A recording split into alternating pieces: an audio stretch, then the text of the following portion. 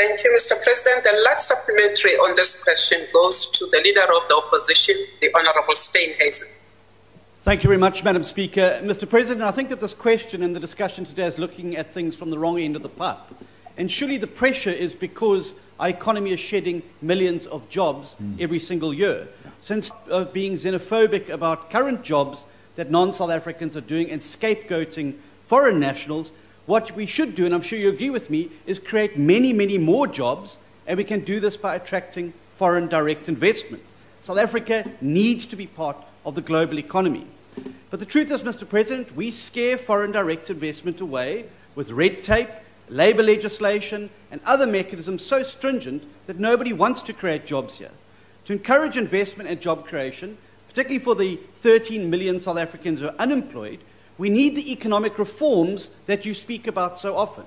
But we cannot have those reforms whilst we have expropriation without compensation, NHI, nationalisation of the Reserve Bank, and prescribed assets. We need to reject this nationalism in favour of internationalism. Mr. President, my question is, why does your government persist with talk about these job-destroying, investment-destroying policies that you know are going to shoot your own investment drive in the foot, kill jobs, and make our economic recovery so much slower than it should be? Thank you. Thank you, Mr. Steenhuisen. The Honourable the President. Thank you, Honourable Speaker.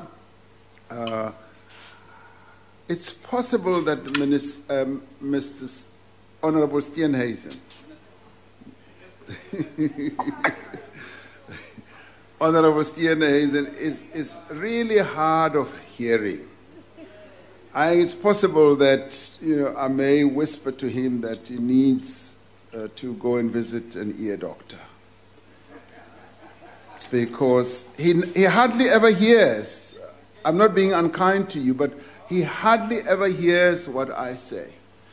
And I've said to him repeatedly, and Honourable Steenhuisen, we are committed to the path of implementing reforms that we know will be able to attract foreign investors to come here.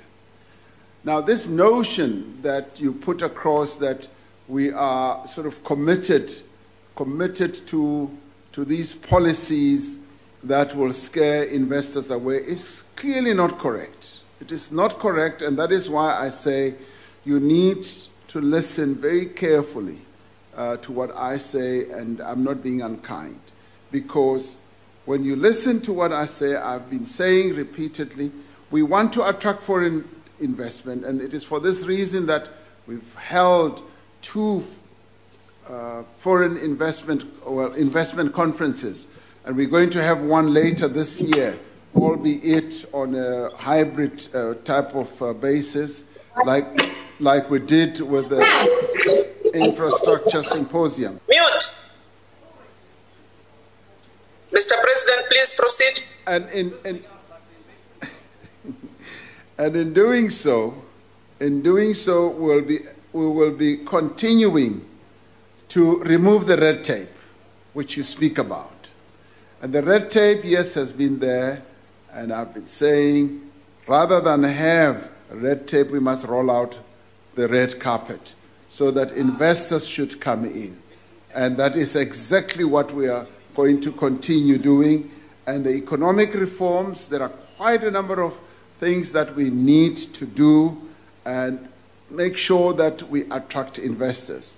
We continue debating the question of land, the NHI, and the thing about the central bank. I'm not even going to bore you and get into all that.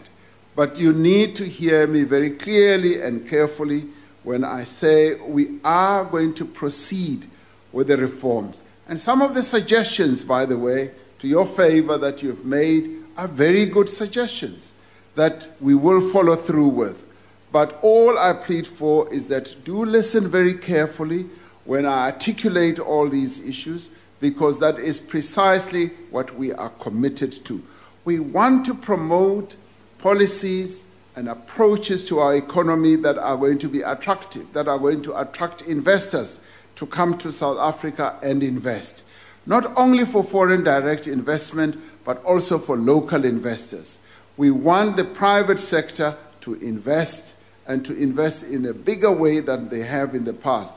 And of course, they'll only be able to do so if we lower the cost of doing business, if we remove the red tape, if we ensure that the regulatory framework is in place, if we make sure that the reforms we've spoken about on energy, on water, on roads and everything are actually implemented. And we are going to implement that, and we are on the path to doing precisely that. Thank you very much, Honourable Speaker.